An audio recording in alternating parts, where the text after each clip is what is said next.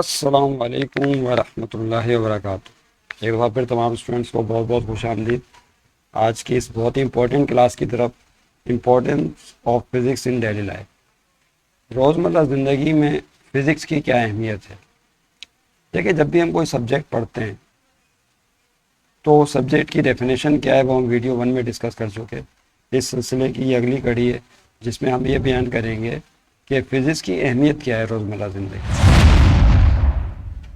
हम रोज़मर्रा ज़िंदगी में बहुत सारी चीज़ें इस्तेमाल करते हैं और देखते हैं। इसकी जो सबसे पहली मिसाल आपके सामने आ रही है वो है इलेक्ट्रिक अप्लाइंसेस। वैसे तो बहुत सारी एग्जांपल है लेकिन बात का आगाज़ में इलेक्ट्रिक अप्लाइंसेस से करना चाह रहा हूँ आपसे। इलेक्ट्रिक अप्लाइंसेस हम इस्तेमाल करते हैं। साथ साथ अपनी कॉपी और पेन तमाम स्टूडेंट्स निकाल लें जिसमें क्वेश्चन आपके सामने आ गया होगा। Right briefly the importance of physics in daily life, कि डेली लाइफ में जो फिज़िक्स है उसका क्या इस्तेमाल है। तो देखिए स्टूडेंट्स, यहाँ पर जो पहला डेली लाइफ में इस्तेमाल जो आपके सामने आया है वो ये है, क्या, we use several electrical appliances. हम मुख्तलिफ इलेक्ट्रिकल अप्लाइंसेस इस्तेमाल करते हैं, बरकी आलात इस्तेमाल करते हैं जो बिजली के ज़रिए चलते हैं। कहाँ पर इस्तेमाल करते हैं? इन आवर होम्स, अपने घरों में। लाइक इसकी बेहतरीन मिसाल इलेक्ट्रिक फ़ैन है। आप हर घर में इलेक्ट्रिक फ़ैन मौजूद है। इलेक्ट्रिक बल्ब मौजूद होता है रोशनी पैदा करने के लिए रात में। रेफ्रिजरेटर मौजूद होता है चीज़ों को ठंडा या फूड को प्रिजर्व करने के लिए। एयर कंडीशनर हमारे घरों में मौजूद होता है, इन जनरल ज़्यादातर घरों में मौजूद होता है ताकि गर्मी के दिनों में कमरे में ठंडक का एहसास पैदा किया जा सके। फिर जूसर मशीन हम इस्तेमाल करते हैं जूस वगैरह ब्लेंड करने के लिए। ग्राइंडर मशीन भी हम यूज़ कर रहे होते हैं मसाले वगैरह पीसने के लिए। तो ये जो इलेक्ट्रिकल अप्लाइंसेज हैं, सवाल ये पैदा होता है कि कैसे ऑपरेट होते हैं। तो तमाम स्टूडेंट्स याद रखें कि ऑल इलेक्ट्रिक अप्लाइंसेज, अब यहाँ पर आ गया है, और इलेक्ट्रिक अप्लाइंसेज जो ऊपर मेंशन किए गए हैं यूज़ इलेक्ट्रिक पावर। किसे इस्तेमाल करते हैं स्टूडेंट्स? इलेक्ट्रिक पावर को इस्तेमाल करते हैं। तो इलेक्ट्रिक पावर जो है it based on the knowledge of electricity, जो फिजिक्स की एक अहम ब्रांचेस में से है। इलेक्ट्रिसिटी जो बताती है कि इलेक्ट्रिक चार्जेस जब रेस्ट में हो तो क्या मामला होता है, जब इलेक्ट्रिक चार्जेस मूव कर रहे हो तो क्या मामला होता है, इलेक्ट्रिक फील्ड क्या है, इलेक्ट्रिक करंट क्या है, इलेक्ट्रिसिटी जो है वो कैसे प्रोड्यूस की जाती है, वो सारा मामला जो है वहाँ हम डिस्कस करते हैं इलेक्ट्रिसिटी में। इलेक्ट्रिसिटी से फिर इलेक्ट्रिक पावर जनरेट करते हैं, उसके ज़रिए हम अपने घरों में चीज़ें इस्तेमाल करते हैं। चंद एक चीज़ों के नाम दिए गए हैं।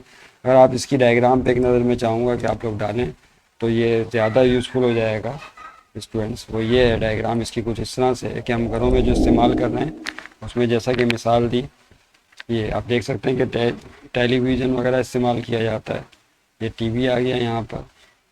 इसके अलावा you can see here, yes, ये टेलीविज़न हम इस्तेमाल कर रहे होते हैं, या डीवीडी प्लेयर या डीवीडी या सीडी एलसीडी इस्तेमाल की जा रही है। एलईडी का ज़माना आ गया आजकल, तो एलईडी जो है वो इस्तेमाल की जाती है। ओके, फिर हम ये एनर्जी सेवर इस्तेमाल कर रहे होते हैं बल्ब बचाने के लिए। रोशनी इलेक्ट्रिसिटी या इलेक्ट्रिकल एनर्जी को कम से कम इस्तेमाल करना चाहते हैं तो उसके लिए इलेक्ट्रिकल एनर्जी सेवर आ गए हैं। इसके अलावा जो एक चीज़ और है बड़ी इंपॉर्टेंट, कि अब एनर्जी सेवर का ज़माना भी चला गया।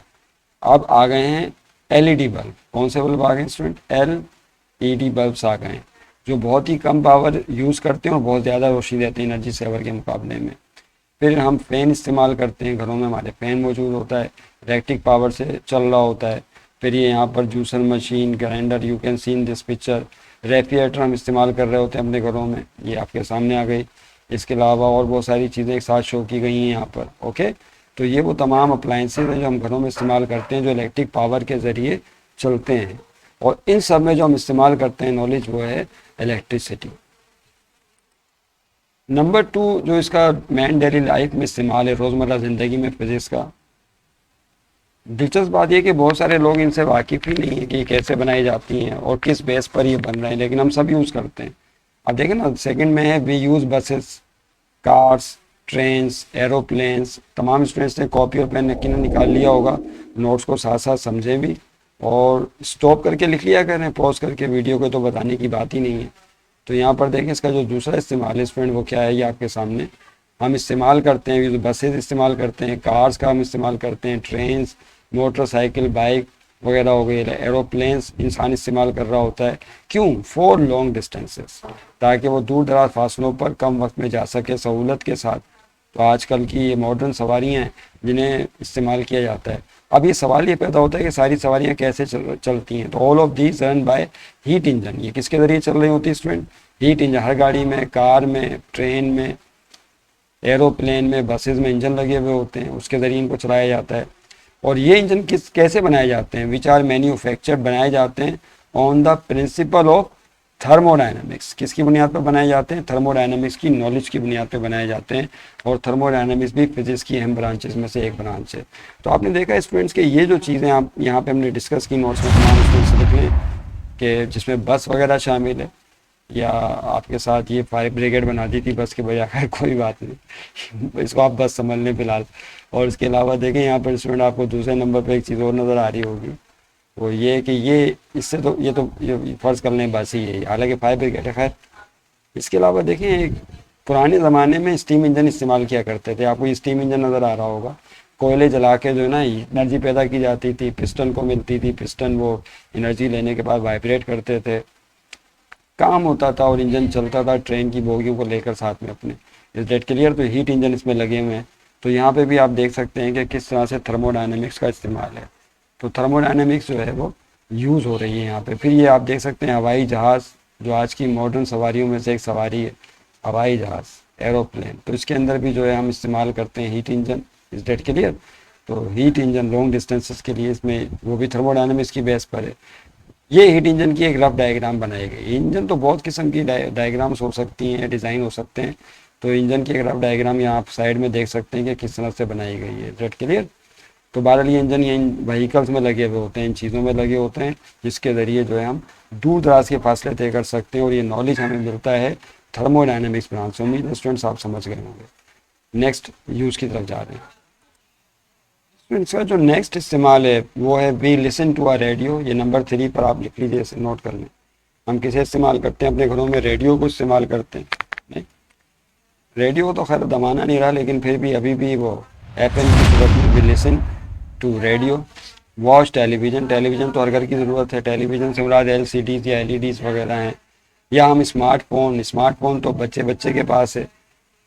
या अगर हम बात करें मेडिकल इंस्ट्रूमेंट्स की, जिसमें CT स्कैन हो गया या अल्ट्रासाउंड हो गया, तो ये वो तमाम चीज़ें हैं कि जो रोज़मर्रा ज़िंदगी में जिनका इस्तेमाल है। सवाल ये पैदा होता है कि किस नॉलेज की बुनियाद पर इनको डिज़ाइन किया गया है और ये कौन से लॉज हैं जो इनमें कार फरमा है। तो all of these electronic devices, ये जो जितनी भी इलेक्ट्रॉनिक डिवाइसेस हैं, इन्वॉल्व द नॉलेज ऑफ, इनमें नॉलेज इस्तेमाल होती है सॉलिड स्टेट फिजिक्स की। किसकी? सॉलिड स्टेट फिजिक्स या इलेक्ट्रॉनिक्स, आप इसको मुख्तसरन कह लीजिए। तो ये वो नॉलेज है कि जिसके नतीजे में हम जो है इलेक्ट्रॉनिकल चिप्स बनाते हैं, ICs बनाते हैं, इंटीग्रेटेड सर्किट्स बनाते हैं, और बहुत सारे इलेक्ट्रॉनिकल जो है वो आइटम बनाए जाते हैं जो कि इन चीज़ों में इस्तेमाल होते हैं। तो आज का जो दौर है उसके अंदर, ही जदीद दौर के अंदर, रेडियो, टेलीविज़न वगैरह और मेडिकल इंस्ट्रूमेंट्स और स्मार्टफोन्स, तो उनमें जो है सॉलिड स्टेट फिजिक्स की नॉलेज को इस्तेमाल किया जाता है। Get clear? तो अगर इसकी एक डायग्राम आप देख लें तो वो कुछ इस तरह से है। इसमें अगर मैं आपको इस डायग्राम इसकी दिखा दूँ, ऐसे है। ये एक छोटी सी रफ डायग्राम देख लीजिए, जिसमें दिखाया गया है कि मेडिकल साइंस में किस तरह से इस्तेमाल किया जा रहा है। इसे कंप्यूटर में भी इस्तेमाल करते हैं। इलेक्ट्रॉनिकल कंप्यूटर भी एक इलेक्ट्रॉनिकल डिवाइस है। स्मार्टफोन आपको नज़र आ रहा होगा। इसके अलावा एक मशीन लगी हुई यहाँ पे मेडिकल में इस्तेमाल की जाती है। इस डेट क्लियर? तो ये तमाम वो नॉलेज है कि जो बेस कर रही होती है किस पे? सॉलिड स्टेट फिजिक्स पे। यूँ समझ लें कि हमारे घरों में जो भी इलेक्ट्रॉनिकल आलात हैं, वो सारे के सारे किस पर बेस कर रहे होते हैं? सॉलिड स्टेट फिजिक्स की नॉलेज पर बेस कर रहे होते हैं। वो भी फिजिक्स की आजकल की हॉट इशूज़ में से एक इशू है, बहुत अहम ब्रांच है, याद रखिए। ये भी हम रोज़मर्रा ज़िंदगी में इंपॉर्टेंस है इसका, डेली लाइफ में। डेट के लिए इसका जो अगला इस्तेमाल आपकी किताब में दिया गया है वो लेज़र टेक्नोलॉजी के हवाले से। लेज़र का तो नाम आपने सुना होगा, light amplification by stimulated emission of radiation. ये लेज़र जो है इसका एब्रीवेशन है। ये एक ज़बरदस्त टेक्नोलॉजी है जो वाइडली यूज़ की जा रही है इन डिफेंस सिस्टम। बहुत सारी जगहों पे इस्तेमाल किया जाता है इसको। और यू कैन सी लेज़र, इसका चौथे नंबर पर इस रखा है, लेज़र टेक्नोलॉजी जो है is widely use in defence system में इस्तेमाल करते हैं। आपने देखा होगा बाज़ लेज़र लाइट ऐसी कि उसके ज़रिए बॉर्डर पे जो है ना वो लेज़र लाइट की बीम्स जाल के तौर पर इस्तेमाल की जा रही है ताकि दुश्मन जो है वहाँ से इन नहीं हो सके। और वो इतनी हाईली इंटेंस होती हैं, इतनी ख़तरनाक होती हैं कि वो जो है काट के रख देती हैं, बड़ी बड़ी मोटी शीटों को भी काट देती हैं। और दिलचस्प बात यह है कि कुछ लेज़र लाइट ऐसी भी हैं कि जिनके ज़रिए हम ऑपरेशन कर रहे हैं। कुछ खतरनाक लेज़र लाइट्स हैं, हाईली इंटेंस हैं, और कुछ लेज़र लाइट ऐसे हैं जिनको हम मेडिकल साइंस में भी इस्तेमाल करते हैं, आँखों का ऑपरेशन करने के लिए या पित्ते का ऑपरेशन करने के लिए, या पहले पुराने ज़मानों में जो है कटिंग किया जाती, आज भी हो रही है, वो टाँके वगैरह लगाने के लिए कटिंग करते हैं, लेकिन लेज़र लाइट के ज़रिए भी ये काम किया जाता है। याद रखिएगा, लेज़र लाइट कटिंग के लिए भी इस्तेमाल की जाती है, लेज़र लाइट टाँकों को बंद करने के लिए भी इस्तेमाल की जाती है, ऐसा टाँकों के तौर पर भी उसको हम इस्तेमाल करते हैं।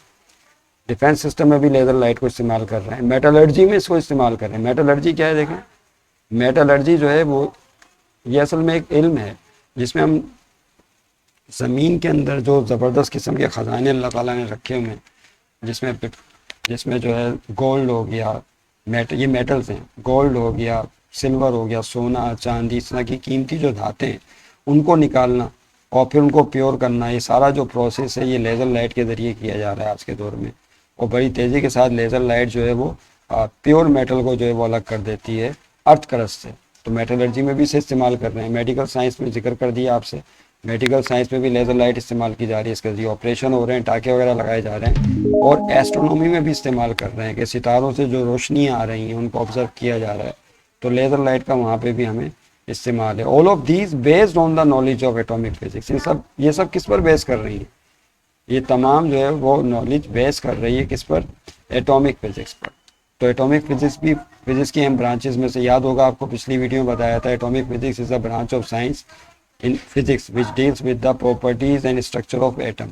जो एटम के स्ट्रक्चर और उसकी प्रॉपर्टीज़ पर बहस करती है। तो ये ऊपर जितनी भी चीज़ें हमने डिस्कस की लेज़र लाइट के हवाले से, वो सारी एटॉमिक फिजिक्स ब्रांच में हम जो है डील कर रहे होते हैं। और इसकी अगर आप एक डायग्राम देखें, रफ डायग्राम, तो वो कुछ इस तरह से है। अगर इसकी पिक्चर में आपको दिखाना चाहूँ, ये लेज़र लाइट आपको नज़र आ रही होगी कि एक साहब हैं जिन्होंने दोनों हाथों में लेज़र लाइट ली हुई है। वो लेज़र लाइट किस तरह से जो है बिल्कुल स्ट्रेट और हाईली इंटेंस लाइट होती है और हाईली कोहेरेंट होती है, यूनी डायरेक्शनल होती है, यक रंगी और एक ही रंग पर मुश्तमिल होती है। यानी लेज़र लाइट आप लेंगे तो रेड है तो रेड कलर की होगी, ब्लू है तो ब्लू कलर की होगी, ग्रीन है तो ग्रीन कलर की होगी। तो लेज़र लाइट यक रंगी यानी मोनोक्रोमेटिक होती है, याद रखिएगा। और बिल्कुल यूनी डायरेक्शनल होती है, एक ही डायरेक्शन में। बल्ब आम ऑर्डिनरी बल्ब की रोशनी की तरह फैलती नहीं है, इसकी रोशनी एक ही डायरेक्शन में रहती है। तो लेज़र लाइट बहुत यूज़फुल है आज के ज़माने में, याद रखिएगा, जो अभी बयान किया। और ये टॉर्च, लेज़र टॉर्च भी साथ में दिखाई गई है, साइड रखी हुई है, लेज़र टॉर्च कहते हैं इसे। तो बहरहाल ये लेज़र लाइट है। और अब आजकल तो बच्चों के पास 150-200 रुपये की लेज़र लाइट लेके घूम रहे होते हैं, वो उसमें दिल बना हुआ होता है, तो लेज़र लाइट निकलती है और एक हार्ट का जो है रिफ्लेक्शन वॉल के ऊपर आ जाता है, या कोई वर्डिंग्स वगैरह लिखी हुई होती है इस लाइट के लिए। तो लेज़र लाइट का बहरहाल बहुत ही छोटे और बहुत ही बड़े पैमाने पर ज़बरदस्त इस्तेमाल है, और ये पूरी की पूरी नॉलेज बेस कर रही है एटॉमिक फिजिक्स पर। आखिरी यूज़ पर हम बात करेंगे किताब के कोर्स के मुताबिक। लेकिन स्टूडेंट्स, ये जो लास्ट इसका वो यूज़ है, many countries including India and Pakistan, बहुत सारे ममालिक में इंडिया और पाकिस्तान को हम शामिल कर लें, utilise nuclear energy to produce electric power. यानी वो न्यूक्लियर एनर्जी को इस्तेमाल कर रहे हैं। अब न्यूक्लियर एनर्जी क्या है, हमने शायद पिछली वीडियो में इसको डिस्कस किया था आपसे कि न्यूक्लियस के अंदर रेडिएशन के नतीजे में हासिल होने वाली एनर्जी न्यूक्लियर एनर्जी कहलाती है। तो बिल्कुल ही सिंपल सी तारीफ बयान कर दी।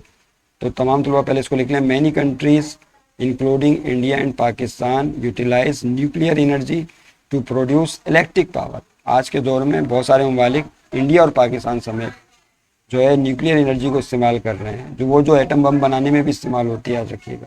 अब देखें ना, दो यूज़ हैं, पॉजिटिव और निगेटिव यूज़ है। न्यूक्लियर एनर्जी उस एटम बम बना के या तो इंसान अपनी तबाही का सामान कर ले, या उसको इस्तेमाल कर ले इलेक्ट्रिक पावर बनाने में, अपनी बिजली की ज़रूरियात को इलेक्ट्रिसिटी प्रोड्यूस करने में उसे इस्तेमाल कर ले।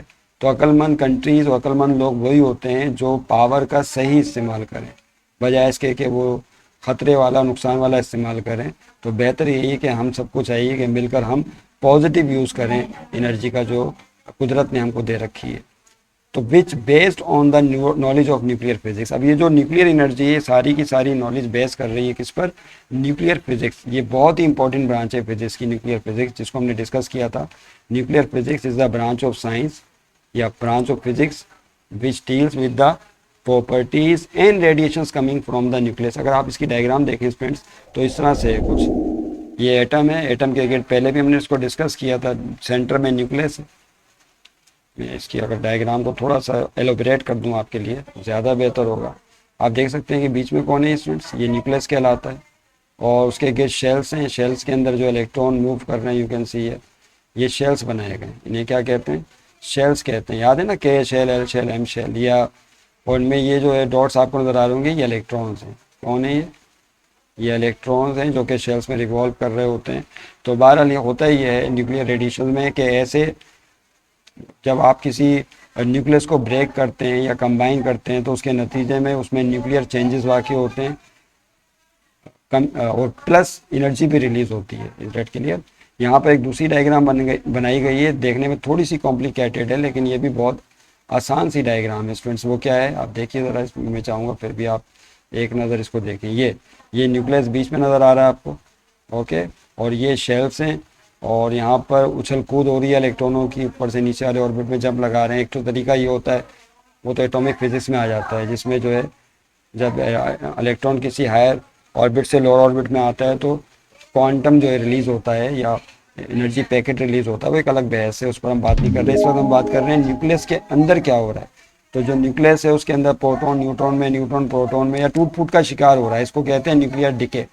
ऐसे न्यूक्लियाई जो जिनका चार्ज नंबर 82 या उससे ज़्यादा हो वो स्टेबल नहीं होते, उनमें न्यूक्लियर डिके का प्रोसेस मुसलसल हो रहा होता है, टूट फूट का शिकार हो रहे होते हैं। उसके नतीजे में उसमें से रेडिएशन निकलती है, इसको हम रेडियो एक्टिविटी कहते हैं, ये भी होता है इसके अंदर। लेकिन इसके अलावा आप चाहें तो न्यूक्लियाई ऑफ द एटम्स को आपस में जो है रिएक्ट करवा कर रेडिएशंस को प्रोड्यूस कर सकते हैं, जिस तरह न्यूक्लियर फिजन में होता है, न्यूक्लियर फ्यूजन में होता है। बहरहाल अभी वो तो डिस्कस करेंगे हम बिल्कुल आखिरी चैप्टर में, जिसका नाम ही न्यूक्लियर फिजिक्स है।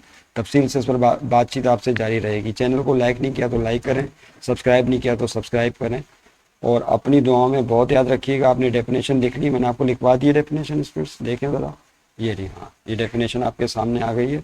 तो ये आज की क्लास में आपने अंदाज़ा लगाया कि क्या क्या जो है फिज़िक्स की अहमियत है। उम्मीद है कि आप समझ गए होंगे। ये बहुत ही कम जो है इसकी अहमियत के हवाले से हमने पॉइंट लिखे हैं आपकी कोर्स के मुताबिक, लेकिन फ़िज़िक्स की हर कदम पे अहमियत है, रोज़ाना अहमियत है। रेट क्लियर, यानी इसके बगैर जो है ज़िंदगी आज की बड़ी महाल और मुश्किल है। तो जिन कंट्रीज़ के पास फिज़िक्स की नॉलेज है तो वो एडवांस कंट्रीज़ हैं, जिनके पास जितनी ज़्यादा नॉलेज फिज़िक्स की आती जा रही है वो उतने ही ज़्यादा एडवांस होते चले जा रहे हैं। तो अगर हम भी चाहते हैं कि अपने लेवल को, कंट्री लेवल को लो लेवल से हाई लेवल पे चले जाएं और एडवांस कंट्रीज़ की फहरिस्त में आ जाएं, तो उसके लिए हमें ज़्यादा से ज़्यादा फिज़िक्स की जो नॉलेज है उसको एक्वायर करनी होगी और उसको समझना होगा। Thank you very much. मिलेंगे इंशाल्लाह फिर नेक्स्ट वीडियो में। खुदा हाफ़िज़।